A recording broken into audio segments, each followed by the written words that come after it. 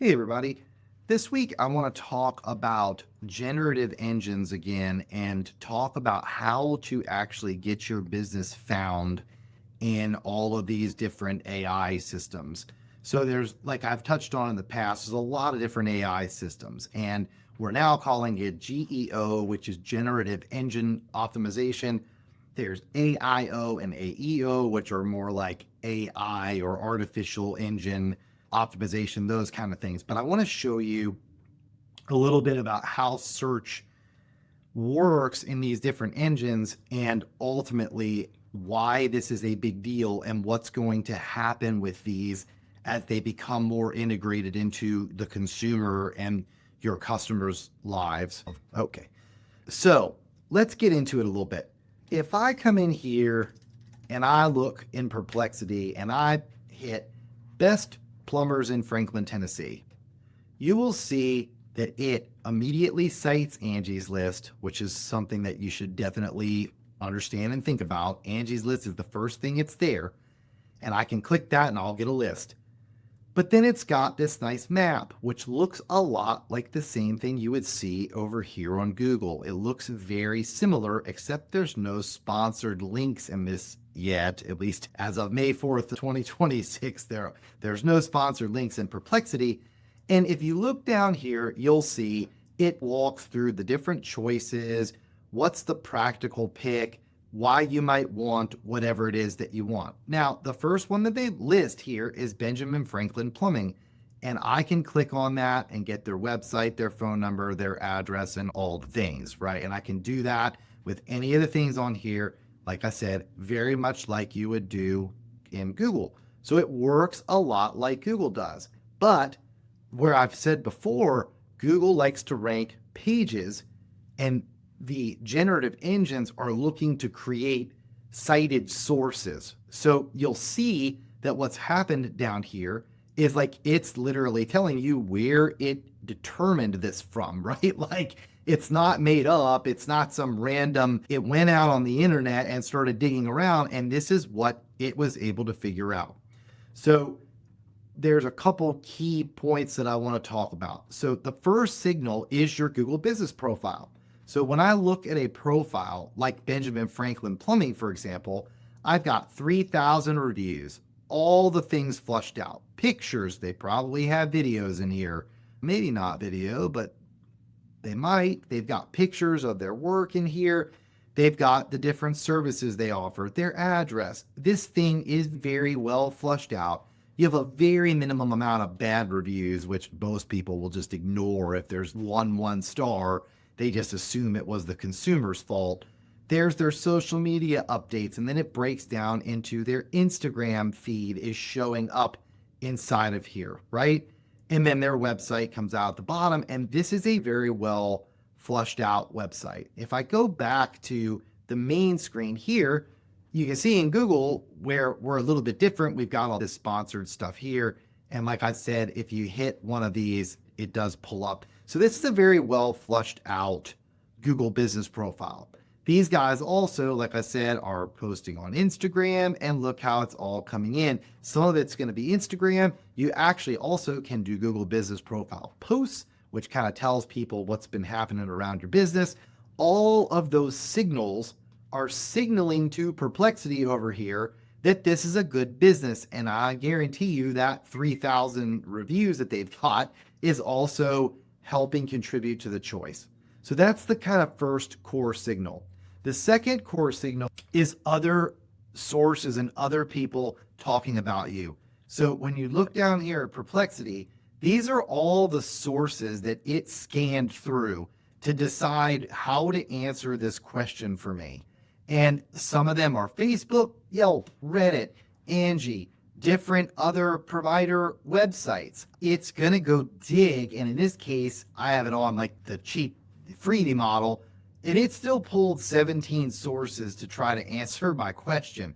So other people talking about your business, whether they link to you or they don't, in Google without the link, a mention is pretty much useless. You have to go get a backlink. In GEO or in AI systems, they don't really care whether they're links. They're just looking for how many times do I see golden plumbing or the hot water heater pros in websites that are talking about Franklin, Tennessee.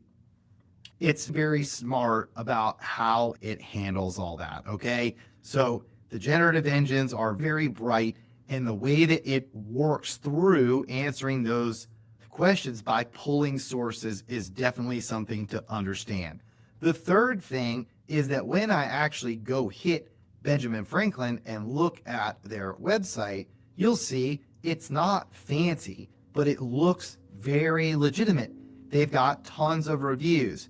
They've down here somewhere mentioned, or where it was, this is like their timing. It's easy to book, easy to call. Here's all their customer reviews they've got here. Here's all the areas they serve. But look down here, all these frequently asked questions. Do you offer emergency? Yes. And guess what? There's a whole page on emergency plumbing. Now you might think to yourself, this is crazy. Like, how many pages do they need? Can you ever have too many, right? Now, they don't link to all these pages in there now, but these pages are here because they help drive the engines to be able to find them.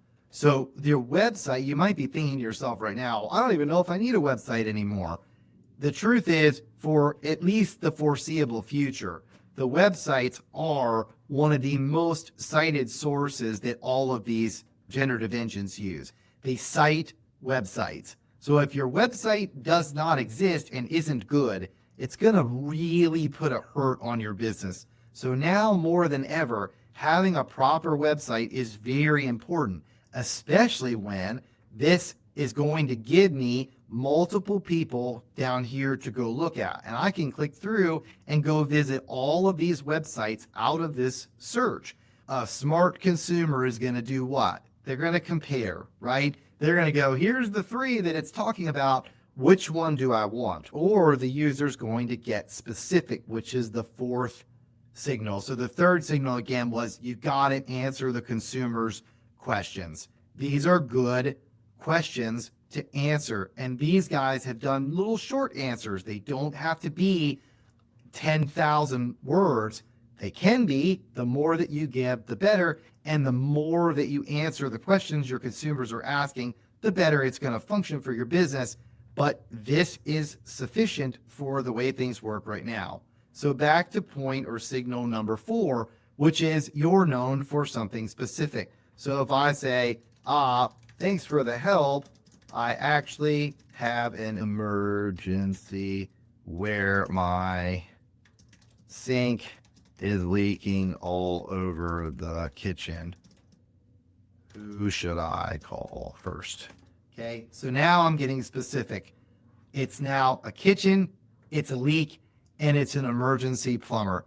2 solid options. Now it's changed its mind about who to call because I've been very specific. It's a leaky sink and it's leaking everywhere right now. What it's going to do is go through sources and go, which one of these are most talk about emergency services, are mentioned for emergency services, talk about broken sinks, right? You'll see Benjamin Franklin is still there, but it kind of decided Roto-Rooter or Mr. Rooter might be better. Now, I don't know these companies. I don't work for any of these companies, by the way, and neither does Milltown Digital. I probably should have disclosed that. This is just all for an example.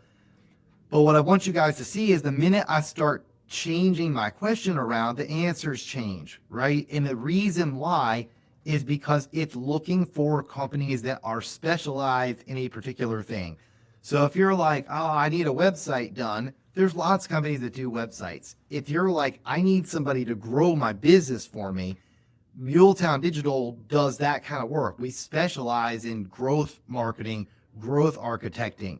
So being specific about what you do on your website and in all of your online mediums, that is a massive driver of all of this. So again, the 4 points, I'm going to read them off here so I don't mess them up. You got to exist and be consistent across all the places on the internet. It can't just be a website or just Facebook or just whatever anymore. You've got to be in lots of places. Number two, other people are mentioning your business. So in order to do that, you typically have to produce content. You have to be out there pushing your business online so that you're being talked about. Number three, you have good FAQs, you have good videos, you answer your customers' questions before they ask them. And number four, you're known for something specific, like in this case, the emergency plumbing. If you're known for something specific, it helps get rid of all the fluff. Because with plumbers, for example, there are probably hundreds of plumbers that operate out of Franklin, Tennessee.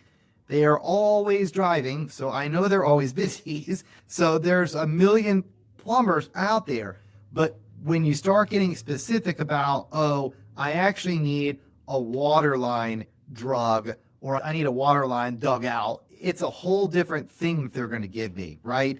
And then down here, you'll see Perplexity does this really well. Here's some other questions, right? And you might say, I don't know how to turn my water off. It can help you do all that too. But largely what this is attempting to do is get you to a company to fix. Now, again, your website becomes very important here, but in a different way than it's important with search engine optimization. Search engines, it's about getting the word Nashville in there. It's about being specific about your services, what you do. There's a bunch of different markup on the back end. While the generative engines and AI systems read it, it's not as important as like your frequently asked questions and mentions of your business and all those kinds of things. So it is really a different animal.